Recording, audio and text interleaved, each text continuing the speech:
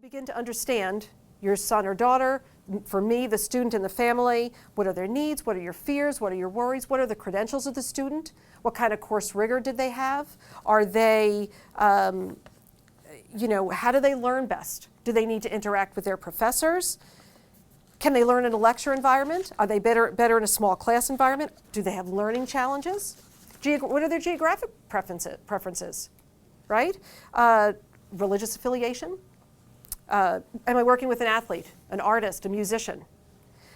Specific area of interest. I always, although I don't ever expect my students to know what they want to be, I do always ask, what are your favorite subjects in school? Do you have a specific area of interest? Because you need to include that as well, right? Because God forbid you want to become an engineer and you choose schools that don't have engineering, right? Because if you do end up wanting to be an engineer, you're kind of out of luck, right? So you need to kind of understand that as well. And of course, financial considerations are huge. To me, that needs to be done at the beginning. You need to understand what it is you're willing to, whatever that is, to pay for college, okay? So very important piece. And so what happens is after you kind of figure that all out, you then sift those 3,000 schools to what I believe are about 12 to 15 schools as an initial list to start with. And then you go to visit schools, you put some on, you take some off.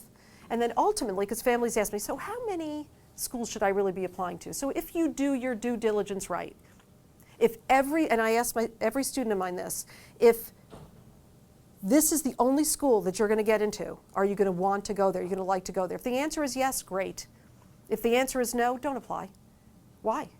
And what ends up happening, I see it every year, students start to throw schools against the wall and see if it's going to stick. Well, I have to apply here, I have to apply there. So then it's all of a sudden 15 schools.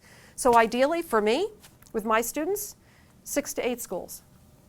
6 to 8 schools. And of course, on that list, there has to be a school that you're going to get into.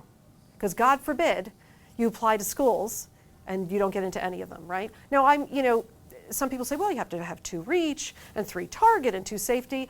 It really depends on the family. If a family comes to me and says, look, we need a lot of merit aid, okay, because we can only afford X. Well, I'll tell you, I'm typically not going to recommend a lot of reach schools because the reach schools, they won't be in the top tier of that applicant pool, and they may not get any merit aid at all, right? So again, it really depends on understanding what the colleges are.